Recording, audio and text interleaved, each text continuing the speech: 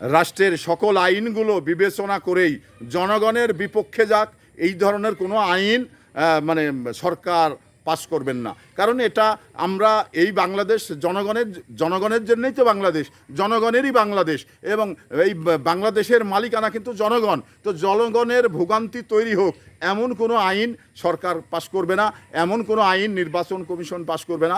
এটা মানে জনগণের সুবিধার্থে যেটা করা প্রয়োজন সেটাই কিন্তু জনগণ করবে, মানে সরকার করবে, এটা কিন্তু আমরা দেখে এসেছি। তো এখন যে আইন নিয়ে বিভিন্নভাবে যে বিভ্রান্তি ছড়ানো হচ্ছে, বিভ্রান্তির কথাবার্তা মানে কিছু গণমাধ্যম আলোচনা করছেন, তারা মূলধারার গণমাধ্যম কিনা আমি জানি না, তবে মূলধারার গণমাধ্যমগুলো যারা মূলধারাতে কাজ করেন তারা কিন্তু নির্ভরযোগ্য কথা ছাড়া এবং বিভ্রান্তিকর কথাবার্তা তারা কখনো আলোচনা করেন না এবং আলোচনা করবেন না। তো তাহলে এটা বাংলাদেশের নাগরিক হিসাবে আমার আপনার সবার দায়িত্ব রয়েছে একটি বিষয় আলোচনা এবং পক্ষে বিপক্ষে খোঁজ খবর নিয়েই আমরা কিন্তু ওই বিষয়টাকে আলোচনা নিয়ে আসা যেতে পারে। তো এবার আমরা পক্ষে বিপক্ষে আলোচনা করি না, খতিয়ে দেখি না, না দেখে একটি আলোচনা এসে গেল, এই আলোচনাটা নিয়ে আমরা সবাই মানে এগিয়ে যাই। তো এটা করা যাবে না, এটা বিভ্রান্তিকর।